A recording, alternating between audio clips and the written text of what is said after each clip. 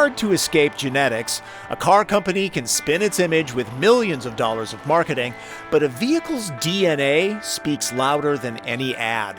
I'm Tom Voelk with Driven for the New York Times. The TLX sports sedan has been launched with Acura's largest promotional campaign ever. The tagline? It's that kind of thrill. That is a lot to live up to. I have never been a fan of Acura's seemingly random alphabet soup nomenclature, but TLX actually makes sense since it effectively replaces two cars in their lineup, the TL and TSX. The only remnant of TL's angry robot design is the bionic beak. Acura drew this one up conservatively. Functionally, standard LED headlights are brilliant, pun intended. TLX can be had with a 206 horsepower four-cylinder. I'm driving the 290 horse 3.5-liter V6. Front drive versions get all-wheel steering. The 6 comes with a 9-speed automatic. 4 cylinders get an 8-speed dual-clutch with torque converter. Super handling all-wheel drive can only be had with the V6. Velocity is not an issue.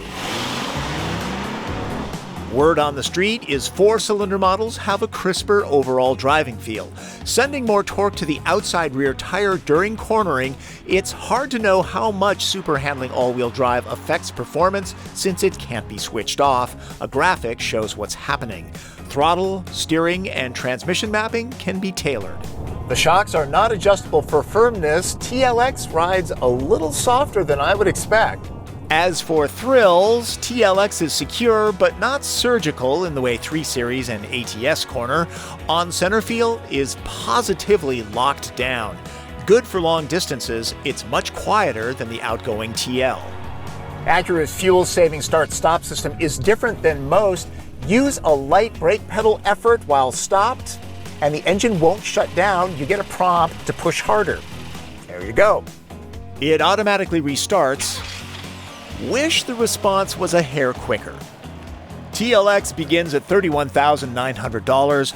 This one is loaded at $45,600 with impressive safety tech including lane keep assist. It reads road stripes to keep the car centered even on this slightly curving stretch of road. Pretty cool. There's radar-assisted cruise control too. Acura takes a sensible approach to luxury. Materials are quite good, but emotional touches, such as a cut-and-sewn dash and needle-sweeping dramatics at startup, are missing. Panoramic roof glass, self-parking feature, and a rear sunshade are not available. The interface, not always intuitive, is controlled by a knob or the lower haptic touchscreen. It will look and feel familiar to Honda owners.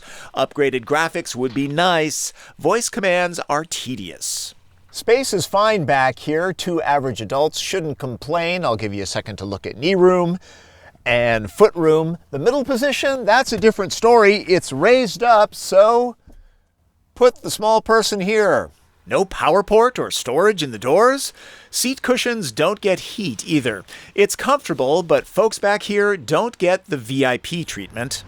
With the proximity key in your pocket, there are vehicles these days that will automatically pop the trunk lid if you simply stand next to it for 3 seconds or wave your foot under the bumper. TLX is not one of them. Yes, the cargo hold will handle long stuff so long as it isn't too wide. The average score in the TP trunk test for this class is 6 bundles. TLX matches that. There's a lot of Honda DNA here. More flair, emotion, and maybe rear-wheel drive are needed to set the Acura division apart. The nimble TLX is understated and logical. It's that kind of thrill.